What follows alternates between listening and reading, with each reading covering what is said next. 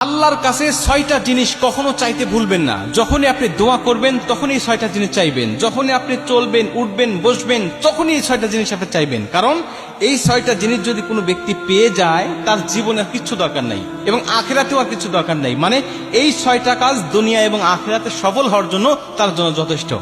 এই জন্য আপনি সবসময় উঠতে, বসতে, চলতে, ফিরতে এই ৬টা জিনিস আপনি চাইবেন। ১ নম্বরে আল্লাহর কাছ থেকে আপনি সুস্থতা চেয়ে নেবেন। সুস্থতা, শারীরিক সুস্থতা। শারীরিক সুস্থতা যে কত বড় নিয়ামত, এটা মানুষ অসুস্থ না হলে বোঝে না। মুসা আলাইহিস সালাম একবার আল্লাহকে জিজ্ঞাসা করেছিলেন, আল্লাহ, আমি যদি আল্লাহ হতাম আর তুমি যদি মুসা হতে, কি চাইতে বলো? আল্লাহ বলে, মুসা, এটা কখনো সম্ভব নয়। বললেন, আল্লাহ, সম্ভব নয় আমিও জানি, কিন্তু বলো কি চাইতে তুমি? আল্লাহ বলছে, আমি তখন তোমার কাছে চাইতাম শারীরিক সুস্থতা।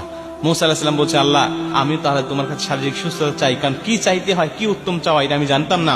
এখন তোমার কাছ থেকে আমি কায়দা করে শিখে নিলাম। আল্লাহ, তুমি আমাকে শারীরিক সুস্থতা দান করো, এটা আল্লাহর কাছ থেকে চেয়ে নিতে হয়।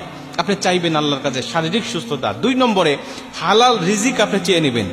হালাল রিজিক মানুষের জীবনের জন্য কত বড় উপকারী। নবীজি বলছে, যারা হালাল রিজিক থাকে তার ইবাদত আল্লাহর দরবারে কবুল হয়, কিন্তু যার হারাম রিজিক বা হারাম ইনকাম যার মধ্যে আছে, হারাম মাল যারা ভক্ষণ করে, এদের কোনো ইবাদত আল্লাহর দরবারে কবুল হয় না।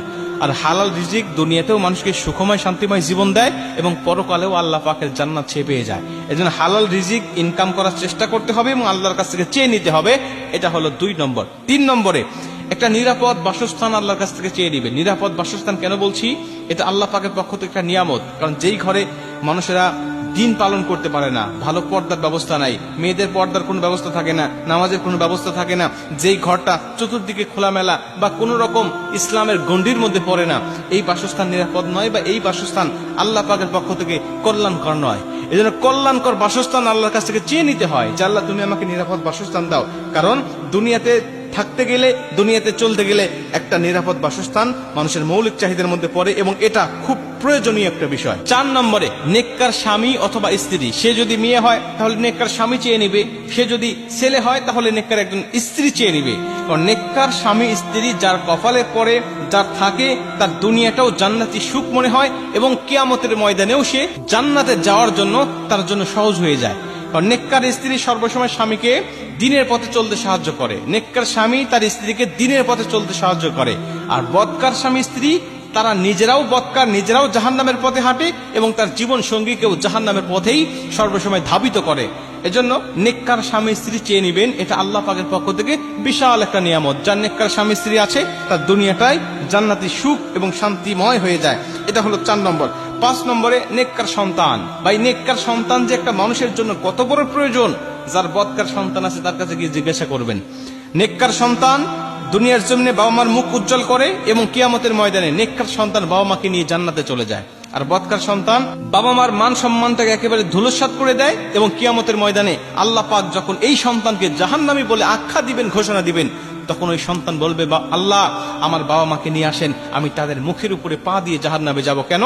কারণ তারা আমাকে দিনের পথে পরিচালিত করে নাই, নামাজ, রোজা, হজ, যাকাত শিক্ষা দেয় নাই, আমাকে ইসলামের পথে পরিচালিত করে নাই, বিধায় আমি তাদের মুখের উপরে পা দিয়ে জাহান্নামে চলে যাব।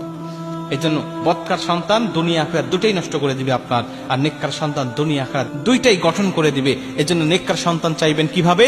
আল্লাহ নবী ইব্রাহিম আলাইহিস সালাম যেভাবে চেয়েছিলেন, রব্বি হাবলি মিনাস সালিহিন, রব্বি হাবলি মিনাস সালিহিন বলে বলে আল্লাহর কাছে দোয়া করবেন। এটা হলো ৫ নম্বর।